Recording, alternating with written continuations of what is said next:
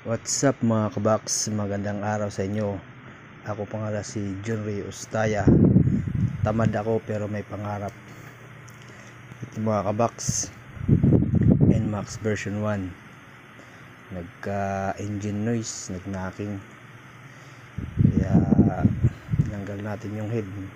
Nirefresh na rin natin.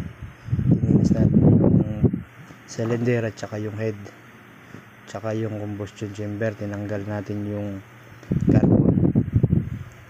Yan po mga kabaks, pinalitan natin yan ng cam bearing at tsaka rocker arm. Yan po mga kabaks, patuloy lang tayo sa ating mga pangarap sa buhay. Yan na po mga kabaks, hindi ko na po na videoan yung nabuo ko na ito. Short film lang naman dahil wala tayong taga video, busy kasi lahat ng tao dito sa shop. Yan po mga kabaks, shout out pala sa mga customer natin. Thank you mga kabaks, God bless and bunal.